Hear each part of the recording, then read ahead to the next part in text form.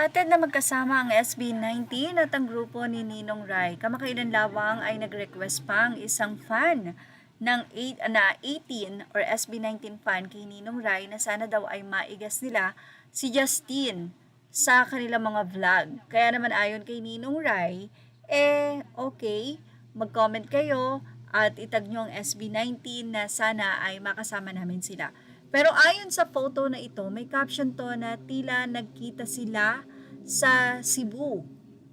Kaya kumpleto sila. Nandun si Stel, nandun si Justine, si Josh, nandun si Pablo at si Ken.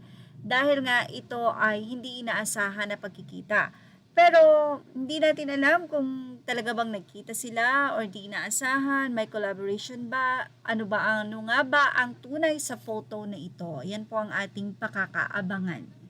Samantala, ibinahagi nga ng Xiaomi Philippines ang nasabi nga pong exclusive interview nila sa SB19 kung saan ay nagkaroon ng question and answer at sila po ay sumagot ng mga top question.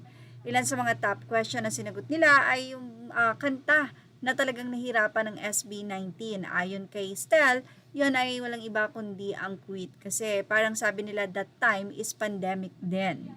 So, yung mga mahilig mag-picture, isa nga dyan ay si Justine and Ken. Pero ayon kay Justine, si Pablo daw ay marami nang nakastore na mga photos sa kanyang phone.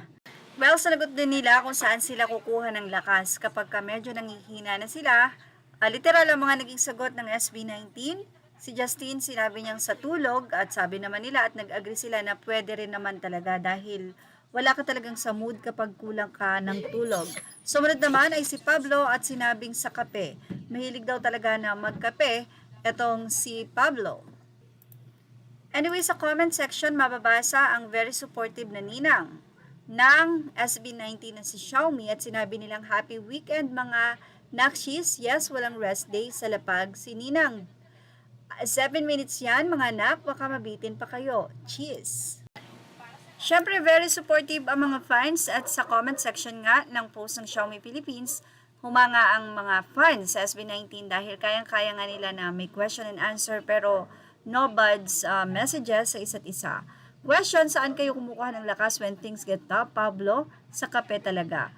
Napakarami nga pong nakarelate at nag-shoutout naman ang fans na 18 o baka naman Nescafe. Ay, sorry po Ninang Xiaomi Philippines. Pwedeng-pwede nga naman talaga na maging endorser ng Nescafe Philippines ang SB19. Hahaha, natawa ko Stel. Mahirap mag-emote Stel, ganun, especially naka-idol sa quit. Anyway, marami nga po ang natutuwa sa naging interview nito at ayon sa kanila, I just bought a new Redmi Note 14 5G here in KSA. Bumili ako ng new phone kasi when I knew na makagko-concert sila dito without realizing na brand ambassador nga pala sila ng Xiaomi, nagandahan ako sa specs at sa camera.